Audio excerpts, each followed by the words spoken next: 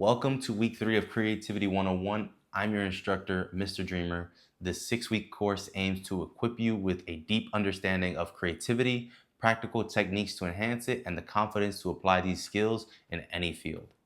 Roll the intro.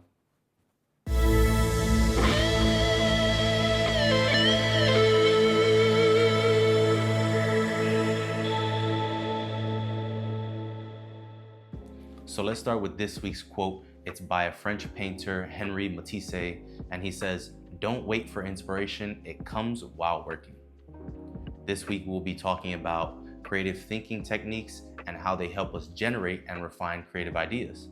I encourage you to take notes, pause, go back, and do what you need to do to take as much value from this video and series as possible.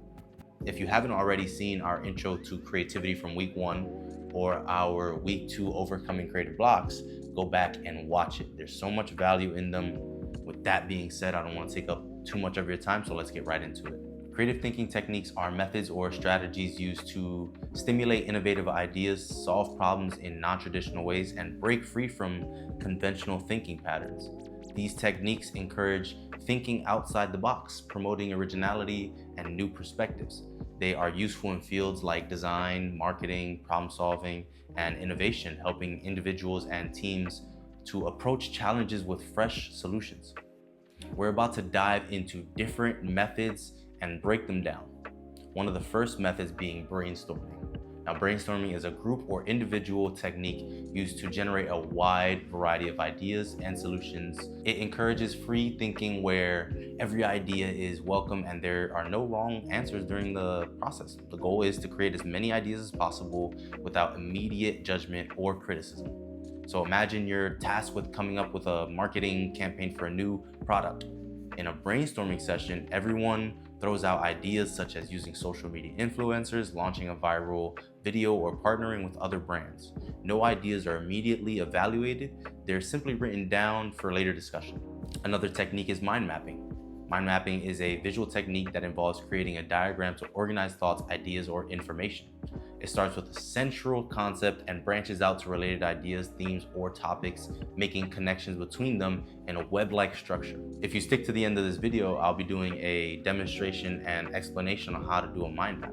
So stay tuned for that, and also like and subscribe to this video if you have been enjoying this series. Let's get back to it. So suppose you're planning a new website. You might start by writing website design in the center of a page. Then you branch out into categories like layout, content, colors, user experience. And from content, you could branch out further like blog posts, about us, and product descriptions. There's a method called Scamper. The Scamper method is an acronym for a set of questions that helps generate ideas for improving or innovating products, services, or processes. It stands for substitute, combine, adapt, modify, put to another use, eliminate, rearrange, or reverse. If you're working on improving a chair design, you could use the Scamper method, and you would just substitute, each acronym letter as a question. Can we replace the wooden legs with metal ones? Could we combine the chair with a storage compartment? How could this chair design be adapted for outdoor use? Can the chair be made adjustable to different heights? Can this chair be used as a step stool? Could we eliminate armrests to make it sleeker? What if we reverse the chair's design so the backrest is at a different angle? These are all different ways you can use the Scamper acronym to ask questions. Another method is lateral thinking. Lateral thinking is a technique used to solve problems through indirect and creative approaches. Instead of relying on logical step-by-step reasoning, lateral thinking seeks to break conventional patterns and assumptions, encouraging out-of-the-box solutions. A practical example of lateral thinking could be how a restaurant solved a long-standing customer complaint about slow service in a creative, unexpected way. The problem they faced was that they kept receiving complaints about slow service during peak hours. Customers were frustrated by the long wait times for their food despite the kitchen being fully staffed and running efficiently. Traditional solutions like hiring more staff and speeding up meal preparations didn't fully resolve the issue. So this is where lateral thinking came into play. Their solution was, instead of focusing on the kitchen and service speed, the restaurant decided to address the perception of the wait time. They implemented an out-of-the-box solution providing free breadsticks and entertaining waiters to interact with the guests while they waited for their meals. This solution worked because the free breadsticks gave customers something to snack on, reducing their frustration while waiting.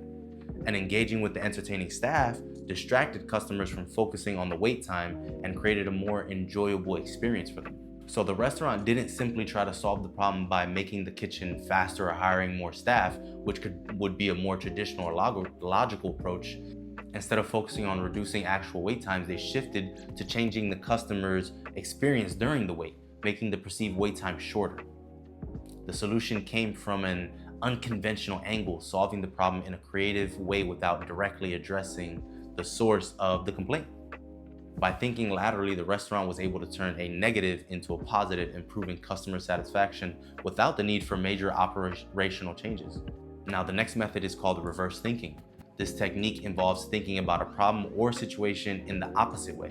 Instead of considering how to achieve something, you might think about how to prevent it, which can lead to unexpected solutions. This allows you to explore alternate viewpoints by reversing assumptions. Another method is called starbursting. This method is common in schools. It's the idea generation that focuses on asking 6 specific questions: who, what, where, when, why, and how. This technique helps expand an idea or concept by considering it from all angles. This technique creates a situation where you thoroughly explore an idea by asking questions, and it ensures comprehensive thinking and addresses potential gaps. So why use creative thinking techniques, you may ask? It's to solve complex problems. They encourage new ways of thinking when traditional methods fail. It's also to boost innovation. These techniques generate original ideas leading to more innovative solutions. And it also helps to improve collaboration. Techniques like brainstorming foster team collaboration, making it easier to pool diverse ideas together. And it's also to enhance flexibility. They break habitual thinking patterns, fostering a more adaptable and flexible mindset. Creative thinking techniques are practical tools to spark creativity, overcome mental blocks, and develop unique solutions to challenges. Week 1, we talked about divergent and convergent thinking briefly, and I said that I would get deeper into it later, and this is us getting deeper into it. So let's talk about divergent and convergent thinking. Divergent and convergent thinking are 2 essential processes in creativity. Both are crucial in creativity, and together they enable a balanced, structured approach to creative problem solving. Okay? Before we, get into it, I encourage you to take notes, pause, go back, and do what you need to do to take as much value from this video and series as possible. So again, divergent thinking is a creative process used to generate multiple ideas, solutions, or possibilities from a single starting point. It encourages free-flowing, open-ended thinking and is often used in early stages of problem solving or idea generation. This type of thinking focuses on quantity, flexibility, and originality, leading to a wide range of possible solutions. Divergent thinking plays a crucial role in creativity by breaking away from conventional thought patterns and exploring multiple possibilities. It allows individuals or teams to think broadly and uncover innovative or unconventional ideas that wouldn't surface through linear logical processes. Divergent thinking is essential during brainstorming sessions or when seeking to solve complex problems that require out-of-the-box solutions. Practical examples of divergent thinking are in brainstorming sessions.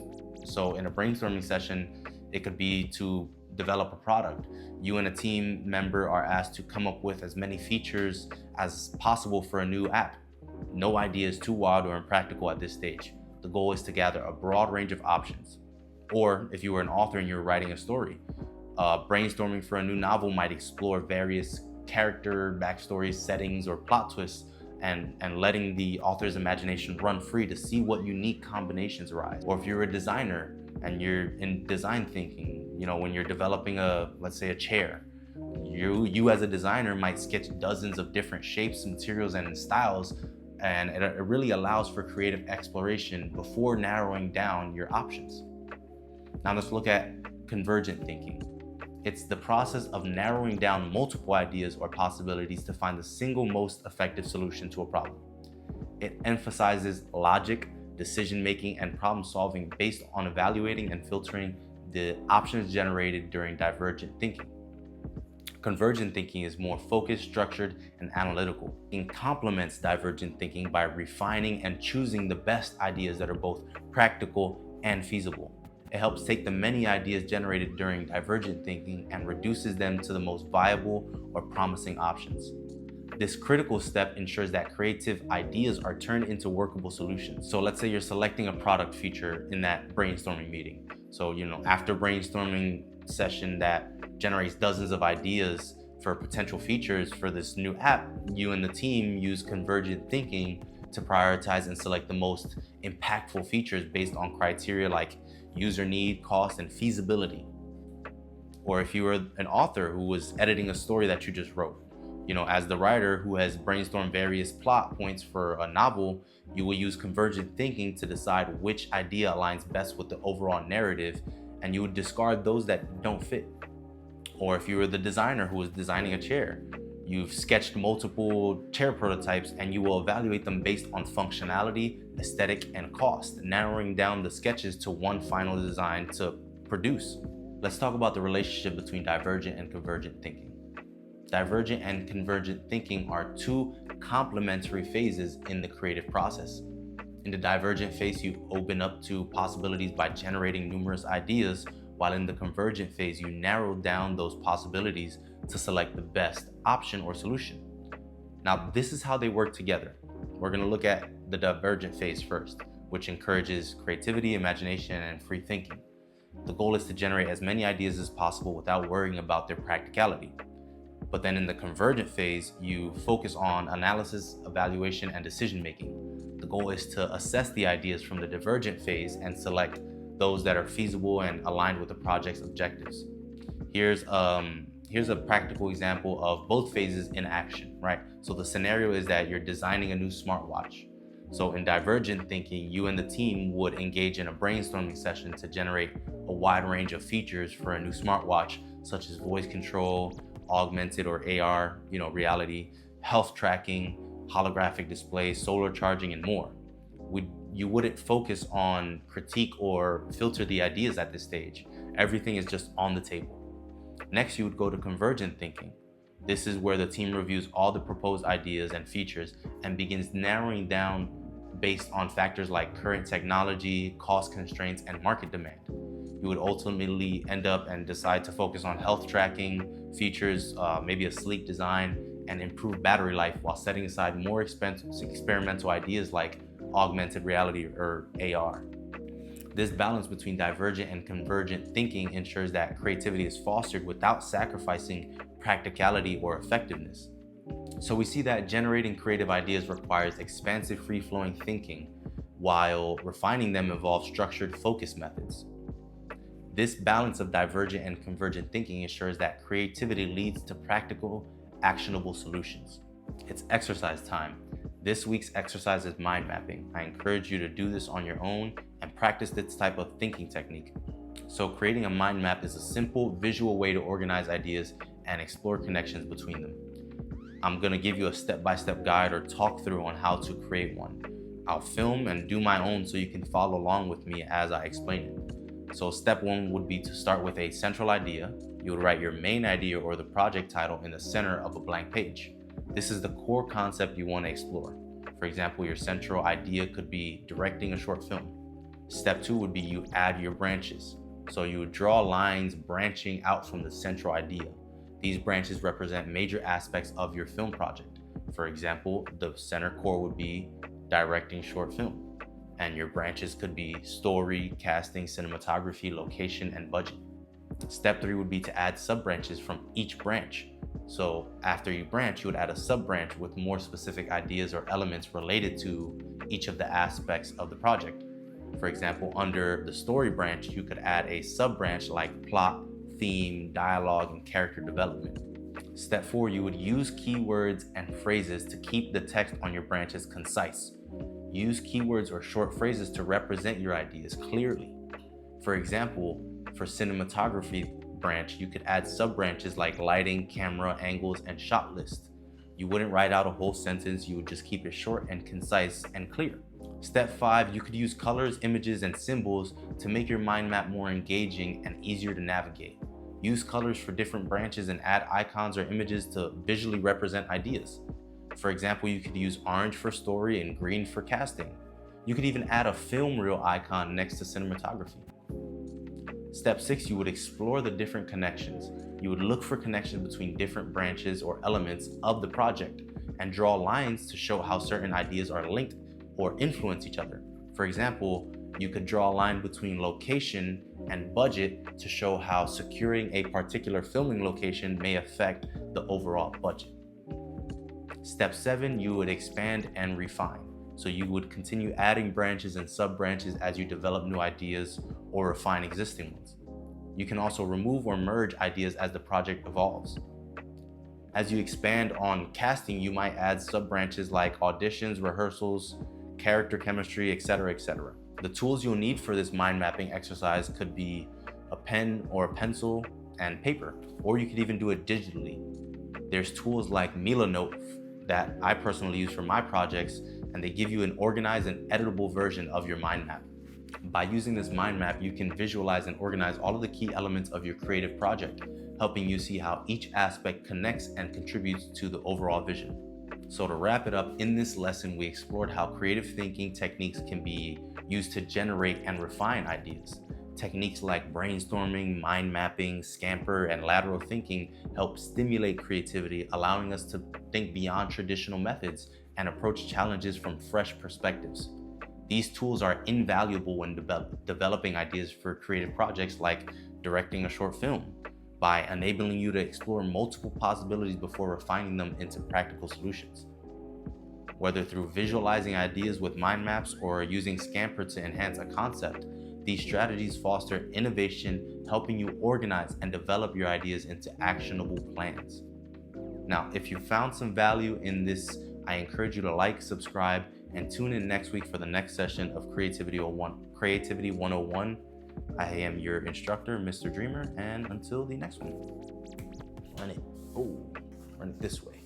Nope, can't do it, sorry.